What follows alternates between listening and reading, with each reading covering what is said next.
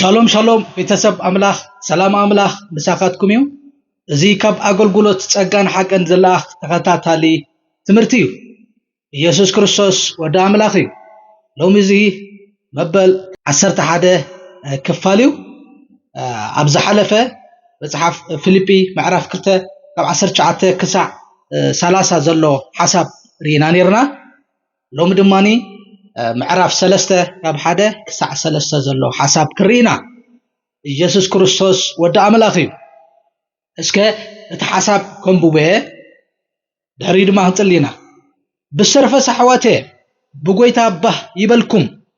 እዚ መሊሰ ንምጽሓፉ ንኣይ ጭንቂ ነገር ኣይኮነን ንኣኻትኩም ግና ንጽንዓትኩም እዩ ካብ ኣኽላባት ተጠንቀቑ ካብ እኩያት ዓየይቲ ተጠንቀቑ ካብ ምቁርራጽ ተጠንቀቑ ንሕና ንኣምላኽ ብመንፈስ ነገልግሎ ብኢየሱስ ክርስቶስ ተመኪሕናውን ብስጋ ዘይንእመን ግዝረት ንሕና ኢና ኢሉ ኢየሱስ ክርስቶስ ወዲ አምላኽ እዩ እግዚአብሔር አምላኽና ነመስግነካ ኣለና ስለ ዕቤትካ ንባረኸካ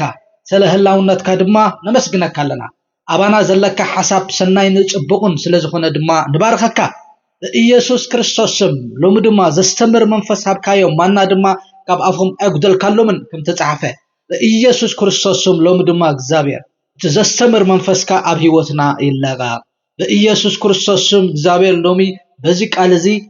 ብዙሓት ነፍሳት ምድሓን ይኹን በኢየሱስ ክርስቶስ ስም እግዚአብሔር አቦ እስኻ ብመንፈስካ ከተስተምረና ብመንፈስካ ድማ መደና ብሽሜስ ንጽሊ እቲ ሓሳብ ከምዚ ክንሪዮ ዝጸንሐና ኣብ ዝሓለፈ ምዕራፍ 2 ቁጽሪ 19 ዘሎ ክሳዕ 30 ዘሎ ሓሳብ ሪእና ነርና ጳውሎስ ንጢሞቴዎስን ንኤጳፍሮዲጦስን ዘለዎ ምስክርነት እንዳመስከረ ንሳቶም ሲ ጢሞቴዎስ ካልኦት ሲ ብዛዕባ ገዛ ርእሶም እዮም ዝሓስቡ ጢሞቴዎስ ግን ናይ ክርስቶስ ነገር እዩ ዝሓስብ ይኹም ናይ ክርስቶስ ነገር እዩ ዝቀድም ንወንጌል ዝተፈለዩ እዮም ከምኡ ድማ ኤጳፍሮዲጦስ ተኾነ ድማ ከምኡ ንወንጌል ተኸፈዩ ክሳዕ ሞት ሲ ንወንጌል ዝተወፈዩ እዮም ኣሕዋትዮም ስለዚ ከምዚኣቶም ዝበሉ ሰባት ክትገብሮም ኣለኩም ኢሎም ከተኽብርዎም ክትክእሉ ኣለኩም ዝብል ሓሳብ ሪና ነርና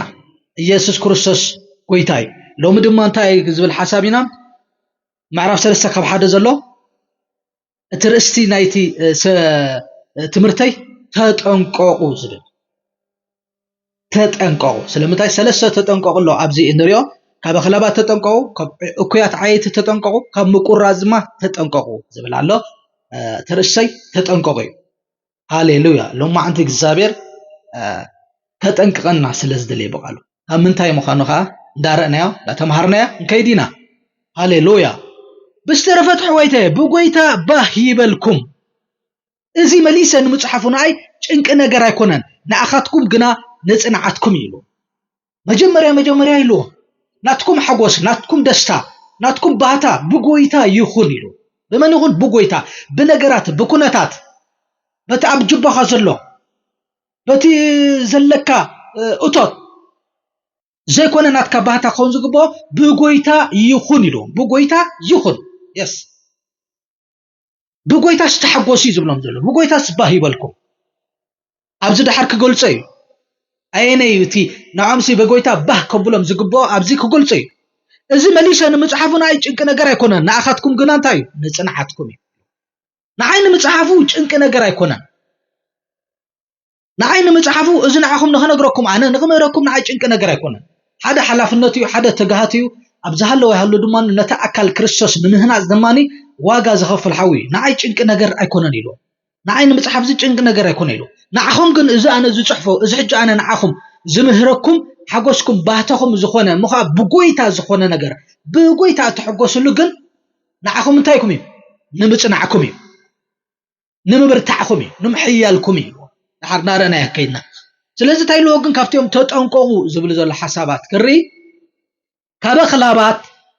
ተጠንቀቑ ኢየሱስ ክርስቶስ ጎይታ እዩ ካብ ኣኽላባት እንታይ ግበሩ ብሎም ኣሎ ተጠንቀቑ ከምዚ እዚ በርባዕተ መሓውሩ ዝኸይድ ከልቢ ኮነን ተጠንቀቑ ዝብሎም ዘሎ ግን ከዓ ናይ ከልቢ ባህሪ ዝተላበሱ መማሃራን ወይ ከዓኒ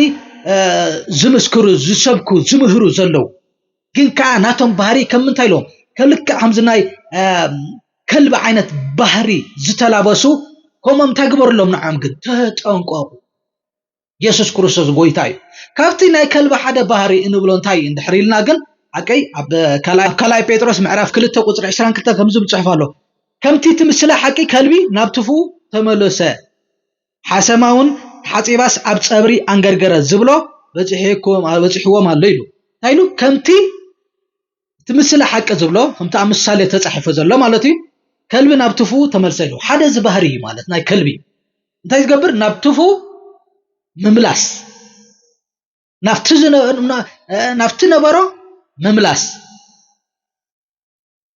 ኢየሱስ ክርስቶስ ወዳ አምላኽ ሓደ እዚኦም እንታይ እዮም ዝብሎም ዘሎ ካብቶም ኣኽላባት ተጠንቀቑ ዝብሎም ዘሎ ዓይነት ሰባት እዚኣቶም መን እዮም እንድሕሪልና ድሕረ ባይቶኦም ካብ ኣይሁድ ኮይኑ ግን ከዓኒ ብክርስቶስ ኢየሱስ ዝኣመኑ ክርስቶስ ኢየሱስ ተቐበሉ ግን ከዓ እቲ ናይ ይሁድነት ስራሕ ወይ ናይ ይሁድነት ስራሕ ግን ስርዓት መሕላው ሕጊ ሙሴ መሕላው ግን እንታይ ዘይገበርዎ ዘይገደፍዎ ብክርስቶስ ኢየሱስ ምእማን ጥራሕ بكريستوس يسوع بمؤمن بتصقى طرحها تدحن ወይ ከዓ ትጸድቕ ኢሎም ዘይኣምኑ ታዲያ ተወሳኺ የድልዩ ሓደ ኣይሁዳዊ ክገብሮ ዝግባኦ ክሕልዎ ዝግባኦ ስርዓት ንሱ ሓልዩ ድሕሪኻ ክርስቶስ ኢየሱስ ድሕሪ ኣሚን ይዝድሕን ኢሎም ረዩ ናፍቲ ናይ ቀደም ስርዓት ምሕላው ናፍቲ ናይ ቀደም ሕጊ ምሕላው እንታይ ዝገበሩ ዝተመለሱ ጽድቂ ምድሓንሲ ሕጊ ሙሴ ክትሕሉ ከለኻ እዩ صدقها ملؤ زخون إلهم نم بحدش دماري تملسو مهانتهم حواد دما كملسوهم دليو نتابي تكريستيان أفيليب زلا دما مليسهم كملسوهم دليو إذا تمرتزي بقولسي ترايو بغلاطيا خم ترايو ريو إمهرون يرو يسوع كريستوس ودا أملاخي حجي تايبلوهم نيرو مالت حنينا لك يبلسو لك عم زي كلب بحري تاي قبر العنا نفتنا يقدم يملسو كم تكلب نابتفوز ملس بكريستوس يسوس بمؤمن طرح سي ايتصدقون يهم نابو ازيوم تفلطوهم يهم لጳውሎስ እግሩ እንዳኸዱ ና እግሩ እንዳኸዱ እዚ ጳውሎስ ሰብ ከዘሎ ሓቂ አይኮነን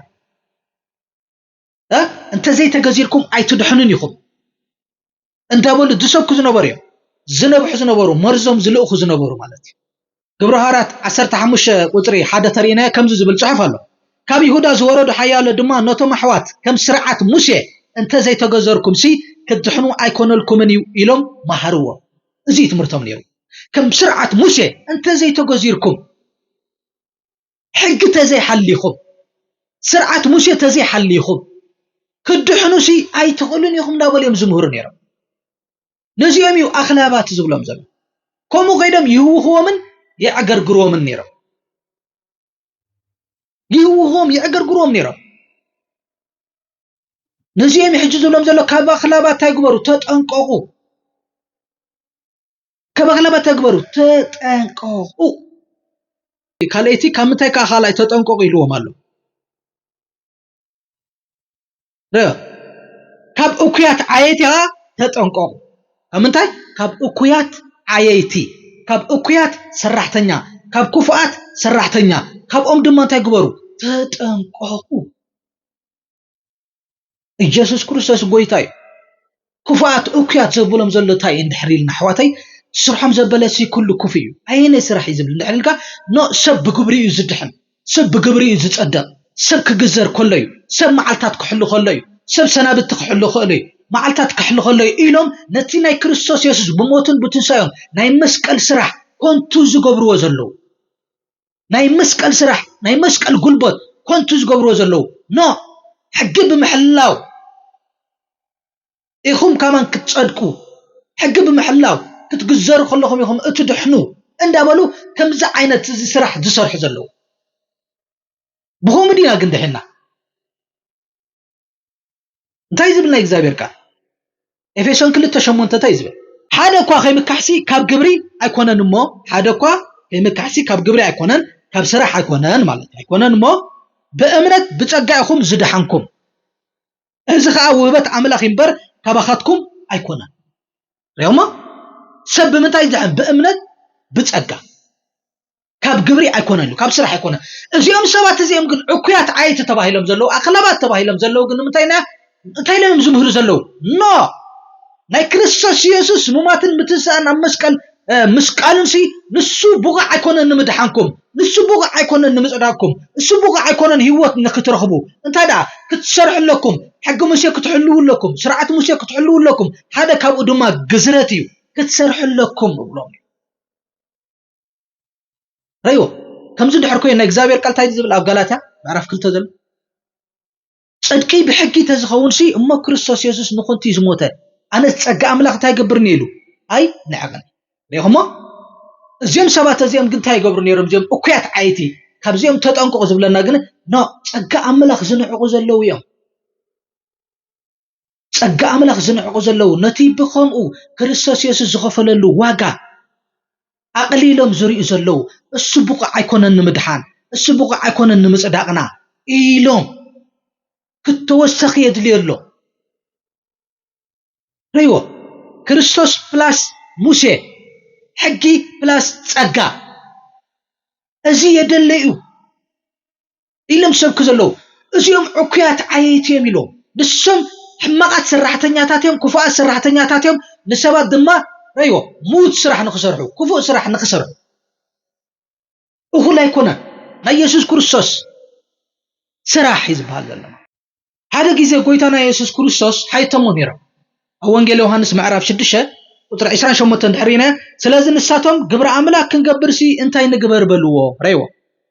ንሕናሲ ንኣምላኽ ባዘብሎ ንኣምላኽ ዘስመሮ ረይዎ ኣምላኽ ዘሕጎሰሉ ኣምላኽ ካባና ዝደልዮ ግብርስ እንታይ እዩ እንታይ ክንገብር ረይዎ ንሳቶም ስለዚ ግብረ ኣምላክ ክንገብርሲ እንታይ ንግበር በልዎ ኢየሱስ ክርስቶስ ዝመለሰሎም ረይዎ ኢየሱስ ከአይሉ ግብረ ኣምላኽ በትንሱ ዝለኣኾ ከተኣምንዩ በሎም ረይኹሞ ግብረ ኣምላኽ ስታይ በትንሱ ዝለኣኾ እንታይ ምግባር እዩ ምእማን ብክርስቶስ ኢየሱስ ምእማን እዩ እቲ ቀዳማይ ግብሪ ዝብሃል እቲ ቀዳማይ ምእዛዝ ዝብሃል ኣይነ እንድሕሪልና ኣሕዋተይ ብክርስቶስ በትንሱ ኢየሱስ ክርስቶስ ዝሰርሖ ስራሕ ብኸሙ ብፀጉ በጃ ዝኾነ ዝኸፈለ ዋጋ ንምንታይ ንምድሓንና ኢሉ ንምጽዳቅና ኢሉ ዝኸፈለ ዋጋ ዝሰርሖ ስራሕ ብኡ ምእማን ንስኻ ከም ዝገበርካዮ ይቁፀረልካ ጽድቂ ይቁፀረልካ ምድሓን ይኾነልካ ካብ ግብሪ ይኮነን እዚኦም እኩያት ዓየት ግን እንታይም ዝብሉ ዘለው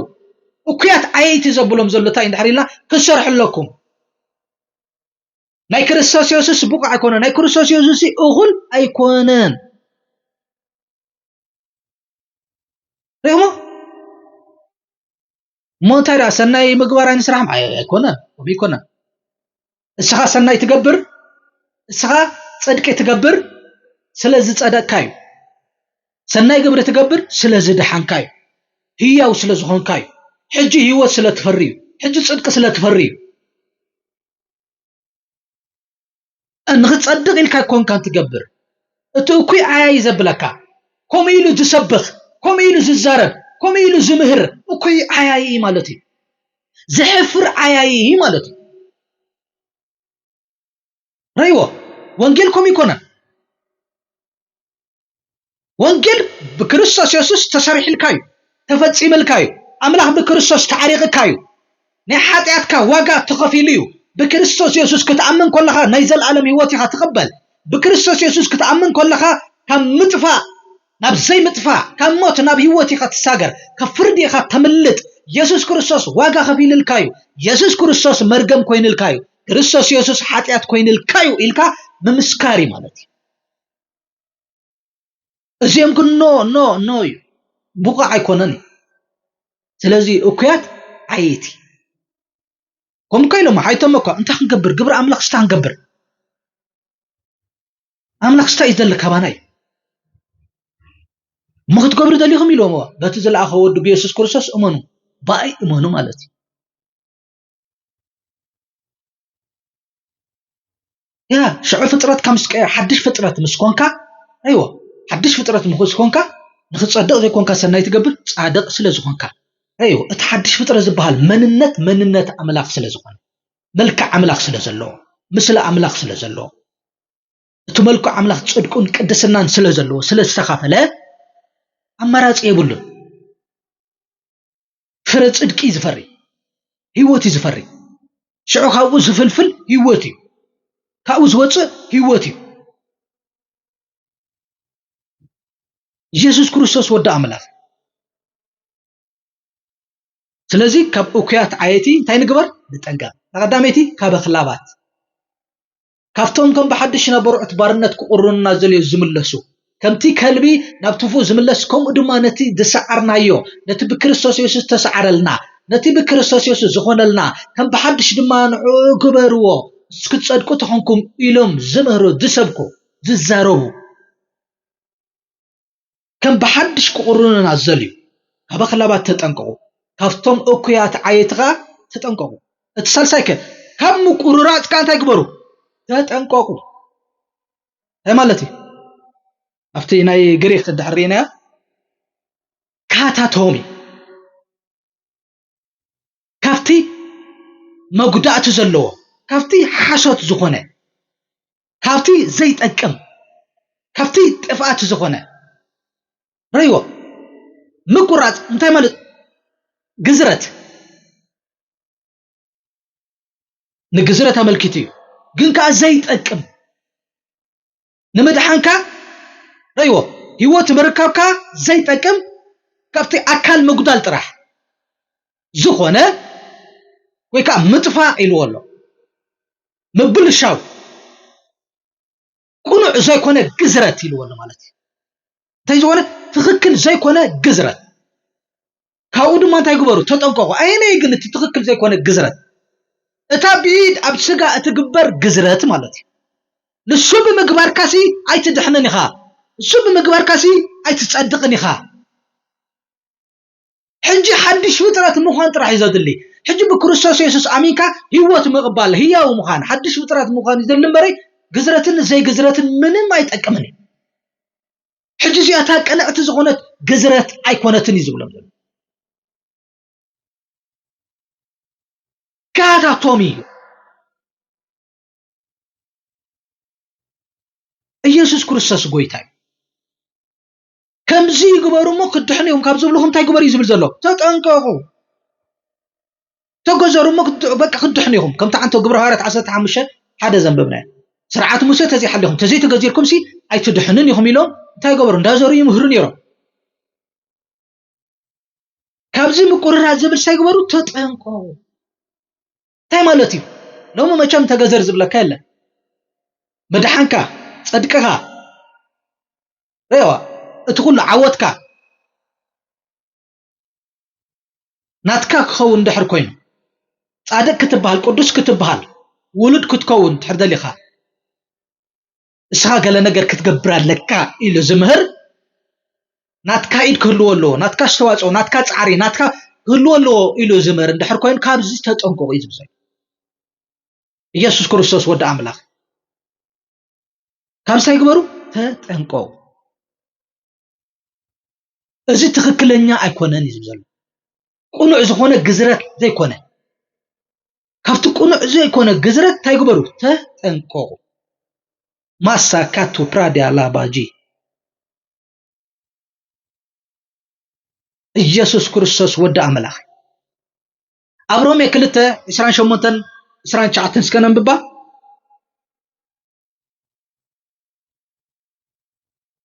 ብዝረአ ኣሂዳዊ ምዃን ኣሂዳዊ ኣይኮነን እሞ እታ ብዝረአ ኣብ ስጋ እትግበር ግዝረቱን ግዝረት ኣይኮነትን ነዚያ እዩ ዝብዘሎ ኣየነቲ እታ ብዝረአ ኣብ ስጋ እትግበር ግዝረት ስጋ እትግበር ግዝረት ምኽሻብ ኣነ አብርሃም ኪዳን ምልክት ተኣተወትሉ ካብቲ ወዲ 8 መዓልቲ ይገዘር ወዲ ዘበለ ዝበሎ እዚያስ ግዝረት ሲ ኣይኮነትን እቲ ብውሽጢ ኣይሂዳዊ ዝኾነ ግና በየነ ብውሽጡ ኣይሂዳዊ ዝኾነ ግና ንሱ ኣይሂዳዊ እዩ እታ ግዝረት ከዓ ግዝረት ልቢ ብመንፈስ ያንበር ብፊደል ኣይኮነትን እቲ ንእደውን ካብ ኣምላኽ ይንበር ካብ ሰብ ኣይኮነን ሪኹሞ ኣይነቲ ሕጅታ ግዝረት ታ ሓቂ ግዝረት ትበሃል ዘላ ፔሮቶሚ ትብል ተሓቀኛ ግዝረት ትብል ኣብዚ ምጽዋ ዘሎ ኣብታ ምዕራፍ 3 ቁጥር 3 ኢልዎ ዘሎ ረይዎ نحنا نعمله بمنفس نقولقلو بيسوس كريستوس تمكحناون بسجا زي نأمن جزرت نحنا إنا يلوا يهم بسجا زي كونس بمنفس أتجزرنا بمنفس أتجزرنا جزرت أتيا بيرت تومي يعني عنتوا هك أنا أتزاي كونت كاتا تومي تبل السا زي كونسي تايدا زي أجن أتيا بمنفس أتيا بيد أنت تكبر سجا زي أنا أتي كونتن نمدحنكا نمصداكا زي أنا أتي زخونت جزرت هاي كونتن أزياد بالزلقنا أنت أتيا بمنفس بلا زلا يعني أتي أرجيت سبكا أتي زيت أكم أرجيت سب يا بكرساس يسوس مستقبل كايو زتوجد خبخة أتابي تكبر جزرة زي كونت موجات زي كونت هم خنشاب زي كونسي أين لا أتي أرجيت سبكا تسقاها أرجيت سب زبال أتي بعدام زخونة جن بكرساس يسوس مستقبل كتاعينه مش نايفت وتن تمنيتون ستاعيني له تسقيله تأرجيت سب زي بمنفس تجبر جزرتي زي بيرتومي زبال كنا زخونة جزرت مدحان زلوا صدق زلوا هيوت زلوا ما ኢየሱስ ክርስቶስ ጎይታይ በመንፈስ ሆነ ግዝረት ይጅራይዋ نحنا አምላክ በመንፈስ ነገልግሎ ማን نحنا ይልክ نحنا ታይ አምላክ በመንታይ ነገልግሎ በመንፈስ ነገልግሎ በስጋ ብናትካ ጻሪ ብናትካ ክእለት ዘይኮነሲ ብክእለትን በኃይልን ዘይኮነስ ታይዳ በመንፈስ ነገልግሎ ካብ መንፈስ ዝኾና ካብ መንፈስ ቅዱስ ድማ እተወለድና በመንፈስ ድማ እተገዘርና ሓድሽቲ ፍጥረት ዝኾና أجلجلتي في دل زي كونسي هيدا أجلجلتي حدش كيدان بمنفس قدوس إنه قلقلو أقلقلو يريواج نحنا نعمله بمنفس إنه قلقلو بيسوس كريستوس تمكحناون ريهم تمكحناون بسجا زين إمن جزرت نحنا هنا يلوا تخكلي الساتمكا بتسم زجبروه بسجام زجبروه بسرحوه بو يمز مكحو كم مكحو ده اليوم يمون كم زجبر زلو نحنا كن بو يكون نمكح بتبسغا زغبا يكون له بمنتايدا بكريستوس يسوع استفصم حقيقتنا እግዚአብሔር ቃልሲ ቀዳማይ ቆሮንቶስ 1:30-31 ከም ዝብል ጽሑፍ አሎ ግን አኸቱ ጽሑፍ ዝምካሕ በእግዚአብሔር ይመካሕ ዝምካሕ በምንታይ በእግዚአብሔር ይመካሕ በሩስ ዘይኮነ በስርሑ ዘይኮነ በጻዕሩ ዘይኮነሲ በትሱ ዝገብሮ በስጉ ዘይኮነስ አነ አብሶሙን ክልተሻ ይጸውም 10 ይህብ كمزي يقبر يلو زقوصر زي كونه يزبل زلو زقوصر زي كونه سرحو زقوصر زي كونه هيدا بكريستوس يسوع زخونلو ግን ንዑ እንታይ ዝገብር በእምነት ዝቆጽር ከም ተቆጽረሉ ፈሊጡ ረይዎ እሱ ብምንታይ መካሕ እቲ ረይዎ እቲ ዝመካሕሲ በእግዚአብሔር ይመካሕ ዝብል ጽሑፍ ማአታን ክፍጸም ኮይኑ ንስኻትኩም ካብኡ ኣብቲ ካብ ኣምላኽ ንጥበብን ጽድቅን ምቅዳስን ምድሓንን ዝኾነልና ክርስቶስ ኢየሱስ ይኹም ታኮይንልና ጥበብን ጽድቅን ምድሓንን ምቅዳስን ኮይንልና ያ ክርስቶስ ኢየሱስ ኩሉ ፈጺሙ በአይተ አሚንኩም እዚ ቁጽረልኩም እዩ ስበለና በክርስቶስ ኢየሱስ ምስ አመና ስለዚህ ሕጂ እቲ ዝመካሕ ገረ እቲ ጽሑፍ ማእታን ክፍጸም ኩሉ በእግዚአብሔር ማእታን ክመካሕ የሳላ ዶሚ ሳላ ጸጎዩ ሳላ ምሕረትዩ ሳላ ፍቅሪ ኣነ ህይወት ረኺበ በገዛ ርእሰይ ዘምጽኽዎ ጽድቂ ኣይኮነን ዘለኒ ጽድቂ ኣምላኽ እዩ ዘለኒ ህይወት ኣምላኽ እዩ ዘለኒ ሰላም ኣምላኽ እዩ ዘለኒ በረከት ኣምላኽ እዩ ክትብል ማኣታን በኣምላኽ ማኣታን ክንምካሕ በክርስቶስ ማኣታን ክንምካሕ ሲ ክርስቶስ ኩሉ ኮይንልና እዩ ስለዚህ ንሕና ሕጂ በቲ ብስጋ ዝግበር ብዝስራሕ ኣይኮናን እንምካሕ نحنا نعمله منفس نقولقلو بيسوع كريستوس تمكحناون بسجا زين من جزرت نحنا إنا هالي عينه أتم بكريستوس يسوع نسون مدحنا بقعي مدحنا تسرح وسرح مصدقنا يوت نمركبنا بقعي ريو انتنا نبزلنا أنا زقبرو قبريين أنا نبزلنا أنا تسرحو سرحسي نمدحاني له نمصدق إلى سرحو اندحر له ازي موت سرحيو اكوي سرحيو ويكا كوم غيركم يوم تصدقوا الى تسبخ زمره تلخا ازي دما انتاي حما اكوي كفو سرحتنيا مالت ኢየሱስ ክርስቶስ ጎይታይ ስለዚህ ሕጂ ታይ ዝብል ዘሎ ኣብዚ ብጎይታ ስባህ ይበልኩም ኢሉ ሃሌሉያ ስለምንታይ ትምካሕትኩም ንሱ እዩ ብኡኹም ትምክሑ ንሱ ክርስቶስ ኢየሱስ ኩሉ ኮይንልኩም ጽድቂ ምድሓን ኮይንልኩም ስለዚ ብጎይታ ባህ ይበልኩም ብጎይታ ተሓገሱ እዚ መንእሰይ ንመጽሓፉን ኣይ ጭንቂ ነገር ኣይኮነን ኢሎም ቁጥሪ 1 ንመለስ ኣለና ንዓኹም ግን ምንታይ ኢልዎ ንምብርታዕ እዩ ንምሕያል እዩ ንምጽናዕ እዩ የስ ኢየሱስ ክርስቶስ ወዲ ኣምላኽ ንዓኹም ንምንታይ ንምሕያል ንምጽናዕ ንምብርታዕ እዩ እዚ ኣነ ዝጽሕፎ ዘለኹ ኢሉ ኢየሱስ ክርስቶስ ጎይታ እዩ እትሕጎሰሉ ባህ ዝብለካ እትጸንዐሉ እትብርትዐሉ ኣይነ እንድሕሪልና እቲ ወንጌል ጸጋ በክርስቶስ ኢየሱስ ተሰሪሑ ዝተወደአ እዩ ናትካ ኢድ ዘይብሉ ናትካ ስራሕ ዘይብሉ ናትካ ዕዮ ዘይብሉ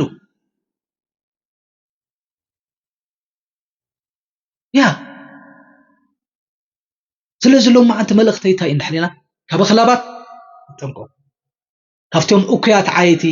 ተጠንቀቁ ካብ ምቁርራጽ ድማ ተጠንቀቁ ካብቶም ገለ ነገር ክትገብሩ ከለኹም ኢኹም ትድሕኑ ዝብሉ ተገዘሩ ዝብሉ የለውም ሕጂ ካብዚኣቶም ግን እንታይ ግበሩ ተጠንቀቁ ኣብዚ ዕግርግር እዩ ዘሎ